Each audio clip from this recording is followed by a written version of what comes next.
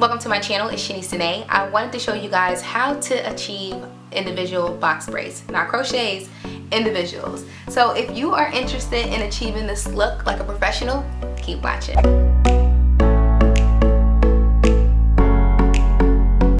Okay guys, so before jumping into this video, I kind of wanted to show you guys what hair I use, who sent it to me, all of that fun jazzy stuff. So this hair was sent to me by Divatress. This is actually Shake and Go. This is their Max Q Volume Jumbo Braid. As you can see, this is what it looks like. It's the OT30. I use a total of 6 packs of hair. And yeah, and it's already pre-stretched, so you don't have to worry about stretching the hair, which is something that I highly recommend if you are new to braiding. But enough about all the small talk, let's get into this video. Okay guys, so let's get into it. So the first thing I like to do is to moisturize and spray my hair. You can use any kind of leave-in conditioner that you want. I'm using the Curls brand. I believe this is Blueberry. I think just their leave-in blueberry cream. I don't really know. I forget the name of it.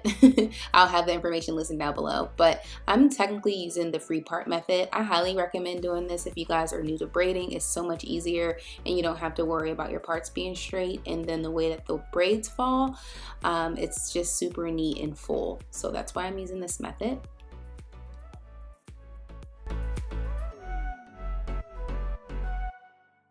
Next, you want to grab a decent amount of hair. Once you start getting the feel of it, you know exactly how much. I kind of go off of my finger, the length of my thumb, and that's how much hair I know of what to grab.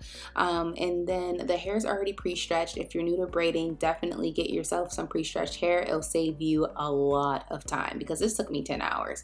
So the first thing I'm going to do is separate the hair into 2 pieces. I'm going to put the first piece over top of the other one like so, and this is what I like to call the T method. You're going to take your pointer finger and your middle finger. One's going to go in between one side of the T and then the other one's going to go on the other side. So you have one on the left and one on the right, and then you have the middle of the T in right between your 2 fingers. It doesn't make any sense, guys. I hope it does. This is the best I can do. So when you're braiding, you're actually going to go up underneath each gap of that T every time that you braid. So as you can see, I'm going under one end, underneath the T, still in the middle, and I'm doing the same thing. And you're just going to repeat the process over and over again, taking your fingers in between those gaps of the T on each side, and that's how you create your braid. This is the best way to get your braid to latch on, or I should say the plait to latch on, the weave to latch on. You guys know what I mean. It's the best way to do this method, mainly because it won't be too tight, but it also will cause it to be nice and straight. Don't worry about if it gets tangled on the end. Just kind of detangle from the end and work your way up, and then you shouldn't have any issues after that. So once you keep going up underneath, look, see, up underneath each side, like so. Always make sure that you use that center piece as your guide.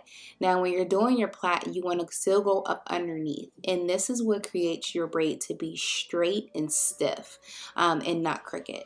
And I know it's pretty tricky, so I'm taking each side and I'm taking it underneath. So one side underneath, one side underneath. And I mean, honestly, I hope I'm explaining this right, guys, but that's what you're doing the entire time. You're taking one side, putting it underneath that gap, and then you're going to hold the middle and do the same thing on the other side. As you can see, when you're repeating this method, it causes your braid to be super straight. There's no curves, there's no zigzags or anything like that. So you want to honestly do the same rhythm the entire way down your braid. This is key because if you change the direction, or if you, instead of going underneath the braid and you go over top of the braid, going over top of the braid, you kind of don't have a good hand, or it's not sturdy, and it causes it to shift, and that's why your braid ends up a little zigzaggy.